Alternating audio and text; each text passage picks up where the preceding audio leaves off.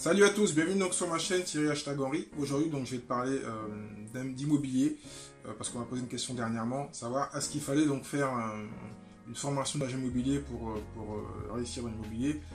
Moi qui ai fait une formation, j'ai répondu facilement. Donc après l'intro, je te parle de ça tout de suite.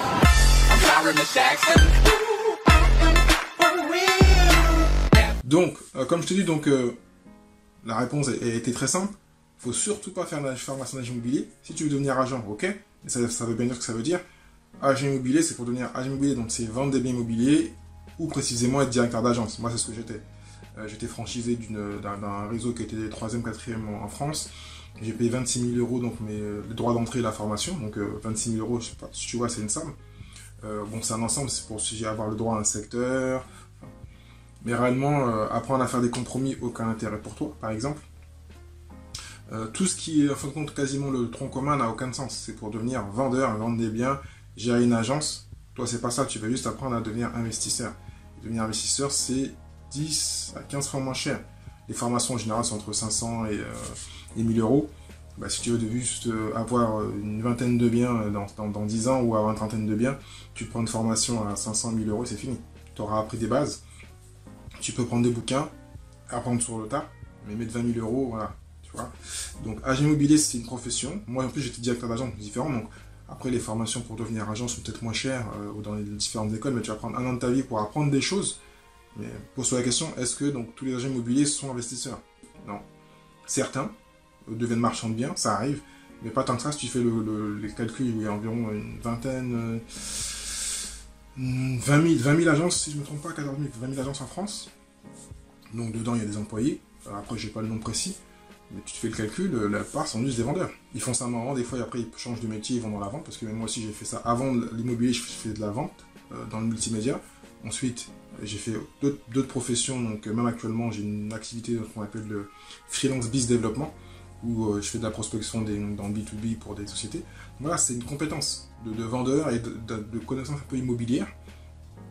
Donc la seule chose que je pourrais te dire qui est intéressante dedans, c'est ce qu'on appelle l'urbanisme. Si tu es dans un secteur où tu peux faire des belles opérations grâce à l'urbanisme, connaître l'urbanisme qui est chiant, qui est long, qui est indigeste, et les financements, donc c'est deux choses, l'urbanisme et les financements.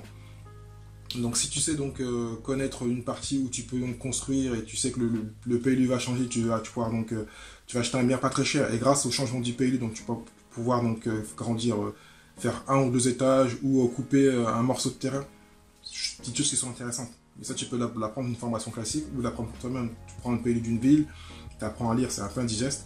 Tu apprends à connaître un peu les différentes zones d'une ville, comment une zone peut évoluer en zone commerciale et autres. Tu l'apprends tout ça, tu n'as pas besoin d'aller faire une formation super chère d'immobilier. Ensuite, la partie financement.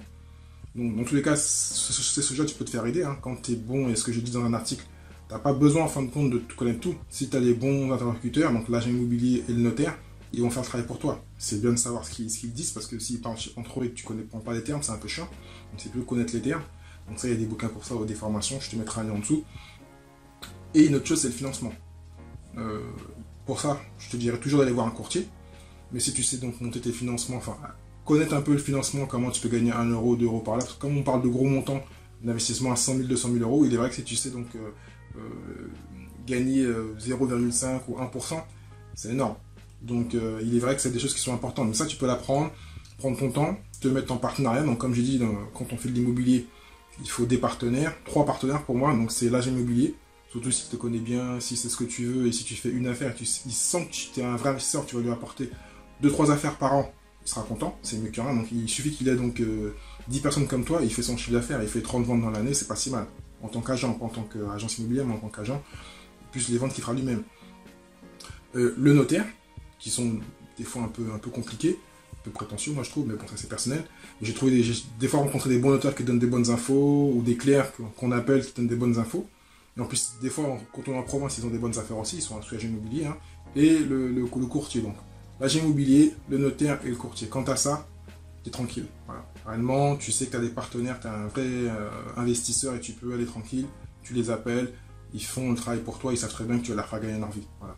Le notaire aura ses frais de notaire, l'agent aura sa commission et le courtier aura sa commission. Et toi donc tu gagnes ton temps parce que tu t'occupes juste en fin de compte de de gagner de l'argent, parce qu'il faut que tu aies une bonne situation pour pouvoir donc investir. Hein. Le banquier regarde toujours ça.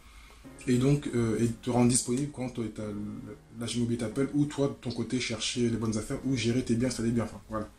Donc, devenir agent immobilier, pour moi, ça n'a pas de sens. Tu peux le faire pendant un petit moment, parce que maintenant, en plus, c'est plus facile avec les réseaux comme IAD et autres. Donc, tu auras des petites notions. Mais tu n'es pas obligé. Vaut mieux avoir une bonne activité bien payée que tu aimes ou où tu peux dégager du temps pour devenir un vrai investisseur. Agent immobilier et investisseur, c'est deux mondes différents, ça n'a rien à voir. Certains agents passent investisseurs, je le répète, mais ça ne veut pas dire que, comme je te le dis, la plupart, j'ai pas de chiffres, donc je ne peux pas dire des bêtises, la plupart ne sont pas investisseurs, ou même jamais acheté, ou n'iront jamais acheter, ou feront une affaire, plutôt en résidence principale, donc il n'est pas d'investissement, mais n'iront pas faire tant d'investissement que ça. Donc voilà. Donc il faut changer un peu ton esprit des agents immobiliers. Ah, et je le répète, enfin je ne l'ai même pas dit. Il est vrai que c'est une notion qui est importante aussi. Des fois, tu peux avoir des agences qui sont des immobiliers qui sont très bons, pour vendeurs et autres. Tant qu'à faire, c'est mieux d'en avoir un qui est investisseur. Il ne faut pas avoir peur de dire qu'il va te voler donc l'affaire. Logiquement, pas, même si ça arrive. Mais c'est bien d'avoir un agent immobilier qui sait de quoi tu parles, qui a déjà investi tant qu'à faire. Comme je te dis, les agents immobiliers souvent sont juste des vendeurs ou des conseillers. Et donc même quand des fois tu vas leur parler donc d'acheter donc sans mettre des frais de notaire, enfin tout ce type d'opération de pure investisseur, ils les connaissent pas très bien.